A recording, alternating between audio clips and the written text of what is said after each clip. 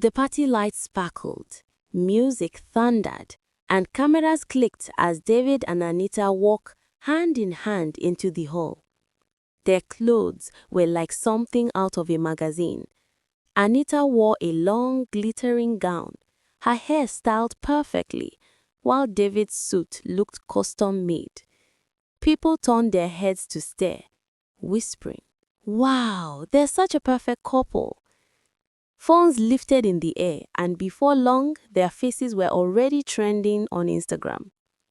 But behind those smiles and polished appearances, there was a secret nobody knew. David and Anita were not as happy nor as rich as they wanted the world to believe. Their life was built on lies, a house decorated with fake bricks, ready to collapse at any moment. It all started when Anita, who grew up in a poor neighborhood, promised herself that she would never allow people to look down on her again. As a child, she used to sit on the steps of their broken house and watch rich people drive past in big cars.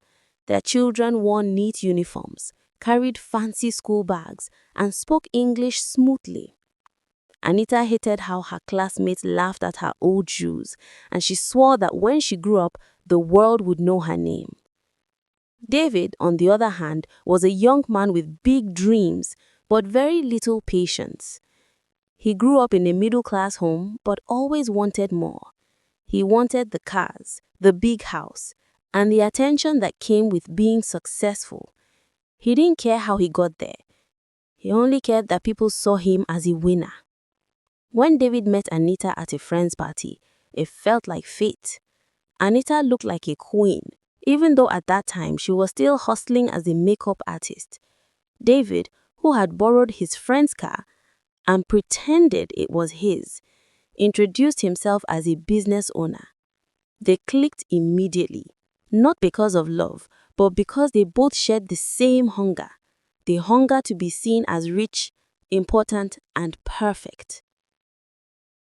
Within a year, they got married in a wedding that shocked everyone. They rented luxury cars, booked an expensive hall on credit, and Anita wore a designer wedding dress she couldn't even afford to dry clean later. Friends who attended couldn't stop talking about it. On social media, the wedding looked like something out of a fairy tale, but the truth was that David and Anita were already drowning in debt. After the wedding, they moved into an apartment in the city that was way above their budget. The rent was high, the furniture was rented, and the flashy cars they drove were leased. But to outsiders, it looked like they were living the dream. Anita posted photos daily of her nails, her outfits, their dinner plates in expensive restaurants. David also uploaded motivational quotes, selfies in designer suits, and pictures in front of cars that weren't even his. Their followers admired them, envied them, and some even wished they had their kind of marriage. But behind closed doors, things were falling apart. At night, Anita and David argued about money. The electricity bill piled up, the landlord threatened them, and creditors called day and night. Yet instead of cutting down, they continued to fake life because they were terrified of people knowing the truth. One evening, Anita sat in front of her mirror, scrolling through Instagram. She saw a post of another couple showing off a new car. Her heart sank. She turned to David and said, "We need to do something big. People must not think we're falling behind." David sighed. He was tired, but he also didn't want to look like a failure. So he borrowed more money from a loan shark to surprise Anita with a second-hand luxury car.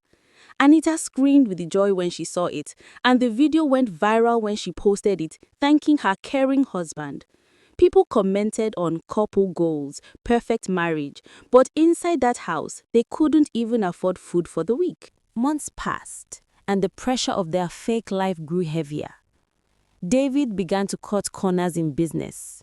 He took people's money without delivering, and soon he was branded a scammer. Anita, desperate to keep up appearances, started borrowing clothes from boutiques just to take pictures. Some days, she cried quietly in the bathroom, but when the camera came on, she smiled like nothing was wrong. Then came the breaking point. One day, while Anita was at the saloon, Some of the women whispered about her.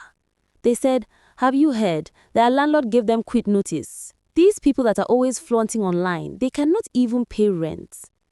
Anita's heart raced. She rushed home and confronted David, who confessed.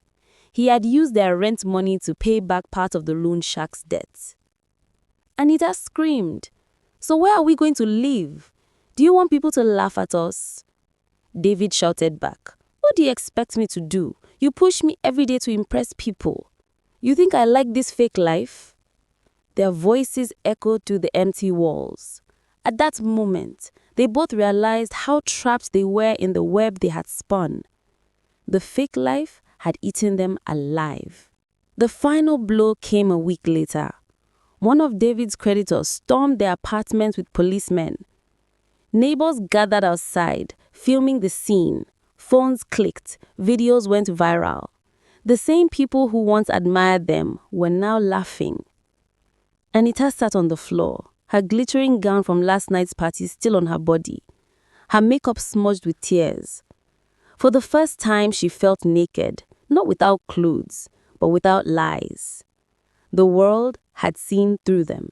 That night, Anita looked around the half-empty apartment.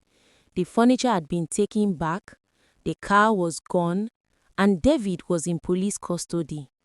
For the first time in years, there were no cameras, no lights, no followers to impress, just silence. She whispered to herself, was it worth it? The truth was clear. They had lived for people, not for themselves.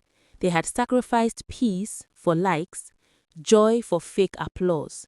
And in the end, all they had was shame. But from that pain came a lesson. Anita, broken and humbled, decided she would never fake her life again. She realized that the world she tried so hard to impress didn't care about her suffering. They only clapped when she looked perfect and mocked when she fell. And so the story of David and Anita became a warning. Couples who live fake lives may shine for a moment, but eventually the truth always shows. It might take a day, a year, or even 10, but masks never last forever. Because no matter how loud the music, how bright the lights, or how many followers cheer, reality always waits in the shadows. Thanks for watching. Please like, comment, and subscribe.